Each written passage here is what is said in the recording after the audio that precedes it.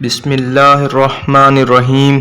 شروع اللہ کے نام سے جو بڑا مہربان نہایت رحم والا ہے۔ ایک شہنشاہ جب دنیا کو فتح کرنے کے ارادے سے نکلا تو اس کا گزر افریقہ کی ایک ایسی بستی سے ہوا جو دنیا کے ہنگاموں سے دور اور بڑی پرسکون تھی۔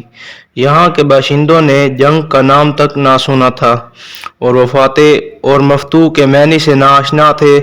بستی کے باشندے شہنشاہ اعظم کو مہمان کی طرح ساتھ لے کر اپنے سردار کی جھونپڑی میں پہنچے۔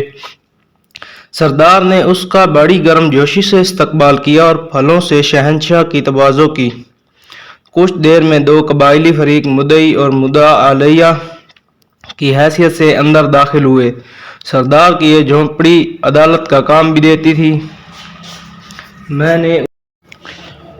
نے اس شخص سے زمین کا ٹکڑا خریدا تھا۔ ہل چلانے کے دوران اس میں سے خزانہ برآمد ہوا۔ میں نے یہ خزانہ اس شخص کو دینا چاہا لیکن یہ نہیں لیتا۔ میں یہ کہتا ہوں کہ یہ خزانہ میرا نہیں ہے کیونکہ میں نے اس سے صرف زمین خریدی تھی اور اسے صرف زمین کی قیمت ادا کی تھی، خزانے کی نہیں۔ مدعی نے کہا، میرا ضمیر ابھی زندہ ہے، میں یہ خزانہ اس سے کس طرح لے سکتا ہوں؟ میں نے اس کے ہاتھ زمین فروخت کر دی تھی، اب اس میں سے جو کچھ بھی برآمد ہو اور یہی اس کا مالک ہے۔ میرا اب اس زمین سے اور اس میں موجود اشیاء سے کوئی تعلق نہیں ہے۔ مدعا علیہ نے جواب میں کہا، تمہارا کوئی لڑکا ہے؟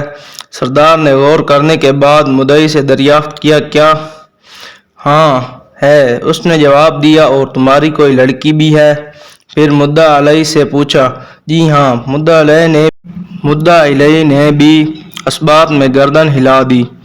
تو تم دونوں ان دونوں کی شادی کر کے یہ خزانہ ان کے حوالے کر دو۔ اس فیصلے نے شہنشاہ کو حیران کر دیا۔ وہ فکر مند ہو کر سوچنے لگا، کیوں؟ کیا میرے فیصلے سے آپ مطمئن نہیں؟ سردار نے متعرض شہنشاہ سے دریافت کیا۔ نہیں، ایسی بات نہیں تھی۔ شہنشاہ نے جواب دیا، لیکن تمہارا فیصلہ ہمارے نزدیک حیران کن ضرور ہے۔ اگر یہ مقدمہ آپ کے روبرو پیش ہوتا تو آپ کیا فیصلہ سناتے؟ سردار نے سوال کیا۔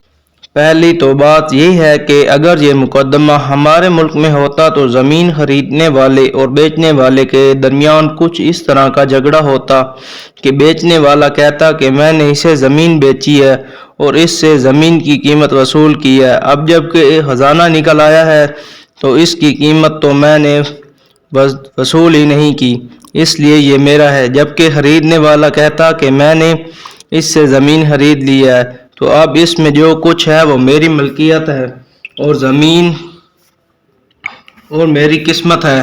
شہنشاہ نے کہا۔ سردار نے شہنشاہ سے پوچھا کہ پھر تم کیا فیصلہ سناتے؟